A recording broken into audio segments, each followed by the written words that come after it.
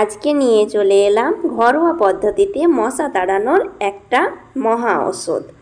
যে উপায়টা তোমরা অবলম্বন করলে তোমাদের স্বাস্থ্য সুস্থ থাকবে আর তোমরা মশার হাত থেকে বেঁচে যাবে।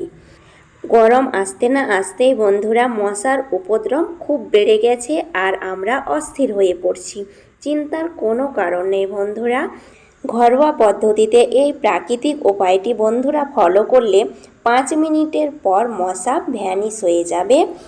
তোমরা বাজার থেকে নামি দামি মশা মারা কয়েল কিনে আনতে পারো, কিন্তু বাচ্চা থেকে বড় সবার শরীরের অনেক ক্ষতি হতে পারে, বিশেষ করে ফুসফুসের অনেক বড় ক্ষতি হবে। তাই এই ঘরোয়া পদ্ধতিতে এই উপায়টি তোমরা ফলো করলে বা ঘরোয়াভাবে বানিয়ে নিলে তোমাদের শরীরের আর কোনো ক্ষতি হবে না।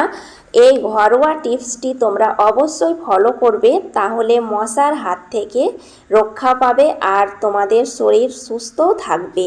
তাই বাড়িতে থাকা 3টি উপকরণ দিয়ে তোমরা এই মশা মারার উপায়টি বানিয়ে নিতে পারো।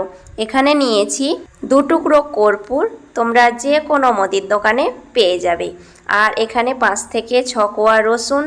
আর একটা উপকরণ আমি দেব, সেটা পরবর্তীতে দেখাচ্ছি। তারপরে রসুনটাকে আমি এখানে একটু থেঁতো করে নেব। হামানদিস্তাতে থেঁতো করে নিতে হবে, তোমরা গেটার দিয়েও একটু গেট করে নিতে পারো, একটু আধা ভাঙা করলে হয়ে যাবে। দেখো, রসুন আমাদের শরীরের অনেক উপকারে লাগে, বলে শেষ হবে না। রসুন আমাদের শরীরের অনেক উপকার করে। রসুন বলতে পারো আমাদের শরীরের মহা ঔষধ। দেখো, রসুনটাকে আমি থেঁতো করে নিয়েছি আর তারপরে একই পাত্রে আমি কর্পূরটাকেও থেঁতো করে নিচ্ছি। তোমরা কর্পূরটাকে যে পাত্রে থেঁতো করবে সেটাকে ভালোভাবে পরিষ্কার করে নেবে, একটু চাপ দিলেই ভেঙে যাবে।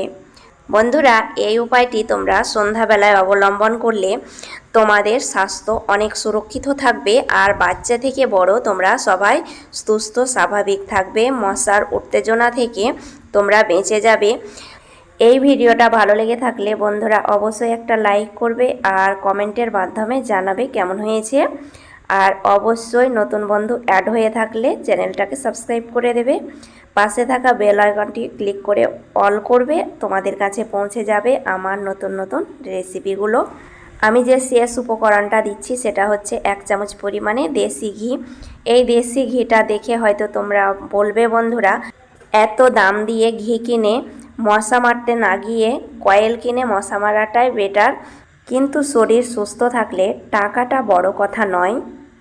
আর তোমরা এইরকম একটা মাটির পাত্র বানিয়ে নেবে। আমি এখানে মাটির পাত্র বানিয়ে একটু কালার করে নিয়েছি, তার মধ্যেই সেফট হবে এটা জ্বালিয়ে নেওয়া। আর তোমরা যে পাত্রে জ্বালাবে সেটা যেন একদম সেফটি হয়। আর এর মধ্যে আগুন ধরিয়ে নেবে যে কোনো দিয়াশালায়। আমি একটা মোমবাতির মধ্যে আগুনটা জ্বালিয়ে নিচ্ছি, একটু ঘুরিয়ে ঘুরিয়ে জ্বালিয়ে নেবে। প্রথমে একটু জ্বালাতে অসুবিধে হবে, তারপরে একবার জ্বলে গেলে আর বন্ধ হতে চাইবে না। তাই বন্ধুরা, জ্বলতে একটু অসুবিধা থাকলে তোমরা আরও কিছু পরিমাণ একটু কর্পূর দিয়ে দেবে। কর্পূর আমাদের শরীরের কোনো ক্ষতিকারক নয়। কর্পূর আমাদের শরীরের অনেক উপকারে লাগে আর মশার ক্ষতিকারক। কর্পূরের গ্যাসটা মশা সহ্য করতে পারে না, তাই মশা সেখান থেকে পালিয়ে যায়। তাই বন্ধুরা, যে কোনায় কোনায় তোমরা মশার আনাগোনা দেখতে পাবে সেইখানে এই বাটিটা নিয়ে রেখে দেবে। তাই আমি একটা বড় প্লেটের মধ্যে রেখে দিলাম।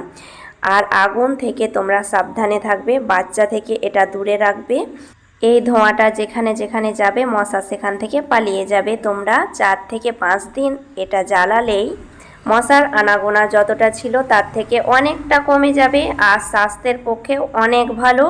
বন্ধুরা, এই টিপসটা ফলো করে দেখবে, ভালো লাগলে তোমরা অবশ্যই কমেন্ট করে জানাবে। আজ এই পর্যন্তই, আবার আসবো অন্য কোনো ভিডিও নিয়ে। ধন্যবাদ।